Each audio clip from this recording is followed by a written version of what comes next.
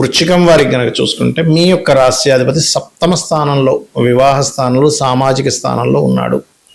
అదేవిధంగా చతుర్థంలో రాహువు, పంచమ స్థానంలో శని, అష్టమ భాగ్యస్థానంలో చూసుకున్నట్లయితే ఈ యొక్క రవి గురువులు 17వ తేదీకి కలుస్తున్నారు. మరియు దశమంలో శుక్రకేతువులు, అష్టమంలో రవి బుధుడు ఉంటూ ఆ యొక్క రవి మరలా 17వ తేదీకి వచ్చి కలుస్తున్నాడు. అక్కడ బుధుడు అష్టమంలోనే ఉంటాడు.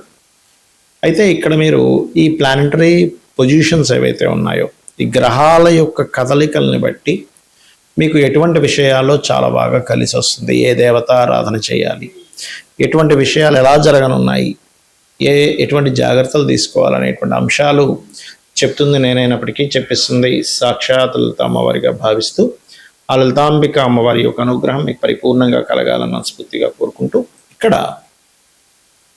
ఉద్యోగం విషయంలో లగ్నాధిపతి ఎప్పుడైతే సప్తమ స్థానంలోకి వెళ్ళి కూర్చొని దశమంలో ఉండే శుక్రకేతులను వీక్షిస్తున్నాడో, ముఖ్యంగా ఉద్యోగంలో మార్పులు, ఉద్యోగంలో మీ అంతటా మీరే నాకు ఇది సెట్ కాదులే ఇంకో దానిలోకి వెళ్ళిపోవాలనే ఆలోచన కలిగి ఉంటారు. కొంచెం ఇష్టపడిన వారిని వివాహం చేసుకోవాలనే ప్రయత్నం మాత్రం కొంతవరకు ఫలిస్తుంది. దాంట్లో కొంత ఘర్షణ యోగం కూడా ఉంటుంది. మీకు ధనపరంగా మరింత బాగుండాలి అంటే కనుక మీరు రియల్ ఎస్టేట్ రంగాల్లో ఉండేవారికి కానీ, ఈ పంట పొలాలు, పంటకు సంబంధించిన వాటిలో ఉండేటువంటి వారు కానీ కొంత జాగ్రత్తగా ఉండండి. ఇక మీరు నిత్యము చేయవలసినటువంటి దేవత ఆరాధన ఏమిటి అని చెప్పి చూసుకున్నట్లయితే, నిత్యము మీరు కాలభైరవుడి యొక్క అష్టకం చేసుకోండి, అన్ని విధాల బాగుంటుంది.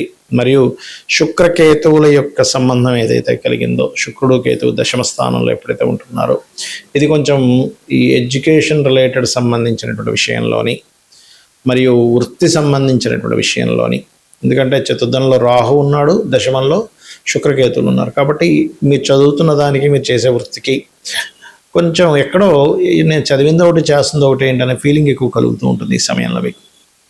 అలాగే కొద్దిగా జీవిత భాగస్వామితో, పార్ట్నర్స్తోని ఘర్షణ వాతావరణం ఉంటుంది. కాకపోతే మీ యొక్క రాశికి గురుబలం ఉంది చెప్పాలంటే. ఎప్పుడైతే గురువు యొక్క బలం పెరిగిందో చక్కటి ఫలితాలు ఉంటాయి. అంటే గతంలో ఏర్పడిన చిన్న చిన్న ఇబ్బందులు కూడా కొంచెం తొలగుతాయి. గతంలో తీసుకున్నటువంటి రాంగ్ డెసిషన్స్ మీరు సెట్ చేసుకుంటారు. కాలభైరవుడి యొక్క అష్టకం ఎక్కువగా చేయండి. ఓం మాణిక్య మకుటాకార జానుద్వయ విరాజితాయ నమః అని మంత్రం చేయండి. ఖచ్చితంగా ఉద్యోగంలో ఇబ్బంది కలగకుండా ఉంటుంది. జ్యోతిష్శాస్త్రంలో గ్రహాలు, ఒక్కొక్క గ్రహానికి ఒక్కొక్క పోర్ట్ఫోలియో ఉంటుంది, ఒక్కొక్క తత్వం ఉంటుంది. మీ లగ్నం నుంచి గ్రహాలు 9 గ్రహాలు 12 రాసుల్లో ఒక్కొక్క భావాధిపతి ఎక్కడున్నాడు దానికి సంబంధించిన అనాలిసిస్ అనేది ఉంటుంది. అంటే మీరు ఉదాహరణకి ఎంతో కష్టపడుతున్నామండి, అసలు డబ్బులు రావట్లేదు, ఏంటో అర్థం కావట్లేదు అని సతమతం అవుతుంటారు. మీరు ఉండవలసినటువంటి మీ జాతక చక్రంలో ఏదైతే వేటి మూలంగా ధనయోగం ఉందో ఆ యొక్క ధనయోగ సంబంధించిన ప్రయత్నం చేయకుండా మీరు ఇంకో ఎన్ని మార్గాల్లో ప్రయత్నం చేసినా ఉండదు. ఎందుకంటే ఉదాహరణకి తూర్పుకు వెళ్తే పలానా దేశం వస్తుంది, లేదా పలానా ప్లేస్లోకి వెళ్తాము. తూర్పు వదిలిపెట్టేసి తూర్పు అనే వైపే వెళ్లకుండా మీరు పడమర వైపు ప్రయాణం చేస్తున్నారు. ఎలా వస్తుంది ఆ ప్రదేశం? ఎలా అయితే చేరుకోలేరో అదేవిధంగా జన్మజాతకంలో మీకు ధనాన్ని ఇచ్చే గ్రహం ఏదో పట్టుకోగలగాలి. ఏ మార్గంలో ధనం ఉంది? మిమ్మల్ని మీరు ప్రమోట్ చేసుకోవడం ద్వారా, ఇప్పుడు సినిమా యాక్టర్స్ ఉంటారు, మిమ్మల్ని మీరు ప్రమోట్ చేసుకోవడం ద్వారా ధనయోగం అన్నమాట అది. అలా కాకుండా కొంతమంది చిట్ ఫండ్స్ నడుపుతూ ఉంటారు, లేదా కుటుంబ సభ్యులు అందరూ కలిసి చేసేటువంటి పనులు కొన్ని ఉంటాయి. అందరూ కుటుంబ సభ్యులే అందులో పార్ట్నర్స్ అవుతూ ఉంటారు. ఆ రకంగా ఉందా? లేకపోతే ఫుడ్ రిలేటెడ్, అంటే చంద్రుడు ఇస్తున్నాడు మీకు ధనయోగాన్ని, అప్పుడు ఫుడ్. చంద్రుడు శుక్రుడు కలిసి వస్తున్నారు, అప్పుడు ట్రాన్స్పోర్టేషన్. అంటే ఒక క్యాబ్ నడుపుతున్నామా, లేకపోతే 4 కార్లు కొనుక్కొని ట్రావెలింగ్ పెట్టామా, లేకపోతే ఒక బస్సు పెట్టామా. ఆ బస్సులో కూడా కొంతమంది ఏంటి, మేము పర్టికులర్గా ఈ పుణ్యక్షేత్రాలకు అది బస్సు పెడుతుంటామండి అంటారు. అలాంటి వారికి శుక్రుడు, గురువు, కేతు కనెక్టివిటీస్ కూడా ఉంటాయి. అంటే ఇక్కడ ఏంటి, ఒక్కొక్క గ్రహానికి ఒక్కొక్క కారకత్వం ఉంది. ఆ కారకత్వం బట్టి మీకు ధనాన్ని ఇస్తుంది. ఆ యోగం ఉంది మీకు. పలానా బ్యాంకులో అకౌంట్ ఉన్నప్పుడు, పలానా చెక్ బుక్ ఉన్నప్పుడు ఆ చెక్ బుక్ ఆ బ్యాంకులోనే ఎలా చెల్లుతుందో, మీకున్నటువంటి యోగము వలన ఎందులో అయితే యోగం ఉందో అందులోనే వస్తుంది. మరి మీరు అనొచ్చు, ఏమండి కొంతమందికి రకరకాల మార్గాల్లో వస్తుంది అంటే మల్టిపుల్ ధనయోగ అంటారు దాన్ని. అంటే మీ ధనాధిపతి ద్విస్వభావ రాశుల్లో ఉండడం, రకరకాల గ్రహాలతో కలిసి ఉండడం వల్ల మల్టిపుల్ ధనయోగం ఉంటుంది.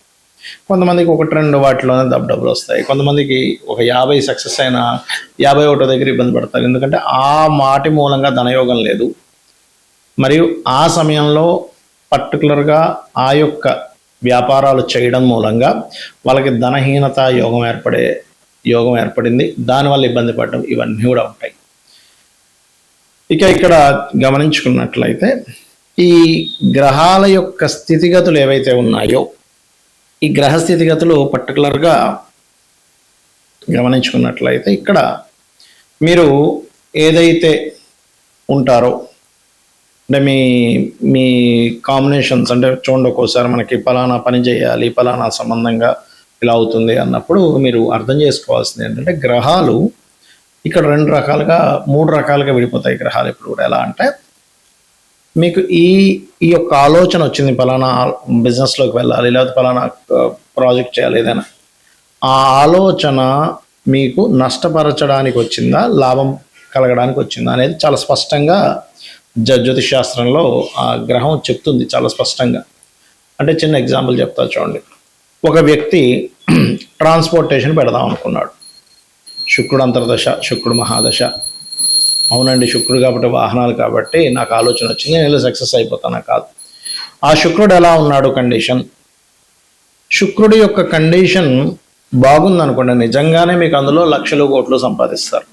అదే శుక్రుడి కండిషన్ బాగోపోతే ఆలోచన ఇస్తాడు కానీ నష్టాన్ని ఇస్తాడు. ఇది పట్టుకోగలగాలి. ఎలా అంటే మనకు ఒక ఫ్రెండ్ ఎవరో పరిచయం అయ్యారు. పరిచయం అయినప్పుడు పలానా వ్యక్తి పరిచయం అయ్యాడండి, ఆయన చాలా పెద్ద బిజినెస్ మ్యాన్, అది ఇది అనుకుంటున్నాం. ఆయన దానిలో షేర్ కూడా కలవమంటున్నాడు. కానీ ఆయన ఆలోచన ఏంటి, మిమ్మల్ని షేర్ కలుపుకొని మిమ్మల్ని ముంచాలని ఆయన ఆలోచన. అతని ఇంటెన్షన్ అది అయినప్పుడు మీరు వెళ్ళడం వల్ల ఏంటి, నష్టం వస్తుందా లాభం వస్తుందా? నష్టమే కలుగుతుంది. ఎందుకంటే తీసేసుకొని తర్వాత అది నష్టం వచ్చిందని మిమ్మల్ని ఇబ్బంది పెడతాడు. అలా మీకు నడిచేటువంటి మహాదశలు, అంతర్దశలు, గోచారం అంటే ఎంతసేపు వెళ్ళాల్సిన ఒకటే కాదు, ప్రతి గ్రహము అంటే నవగ్రహాల్లో ప్రతి గ్రహము యొక్క కదలిక ఈ గోచారాన్ని రూల్ చేస్తూ ఉంటుంది. అంటే ఇప్పుడు మనం చెప్పుకుంటున్నాం, మేషం నుంచి ఈ గ్రహాలు ఇక్కడ ఉన్నాయి, వృషభం నుంచి ఈ గ్రహాలు ఇక్కడ ఉన్నాయి. ఆ గ్రహం యొక్క ఎనర్జీ ఎలా ఉంది, ఆ ఎనర్జీ వల్ల మీకు ఎటువంటి ఫలితాలు వస్తున్నాయి అనేటువంటిది గోచారం రూల్ చేస్తూ ఉంటుంది. గోచారం మీకు చూపిస్తూ ఉంటుంది. అందుకే మనం ఈ గోచార ఫలితాలు చెప్పుకుంటాం. అంటే కాలము ఇలా ఉంది, కాలం ఉంది కాబట్టి నువ్వు ఇలా ముందుకు వెళ్తూ ఉండు, కాలంలో ఇలా ఉన్నాయి పరిస్థితులు, నీకు ధనపరంగా ఇలా ఉన్నాయి, కుటుంబ పరంగా ఇలా ఉంది, గృహపరంగా ఇలా ఉంది, ఉద్యోగపరంగా ఇలా ఉంది అనేటువంటి చెప్పేదే గోచార ఫలితాలు. అయితే మీ పర్సనల్ చార్ట్లో ఉండేటువంటి స్ట్రెంగ్త్ చాలా ముఖ్యం గోచారం కంటే కూడా. అది గనక చాలా బాగుంటే గనక గోచారంలో జరిగేటువంటి కొంత ఇబ్బందికరమైనటువంటి ఫలితాలు ఏవైతే ఉంటాయో అవి చాలా మటుకు తగ్గిపోతాయి.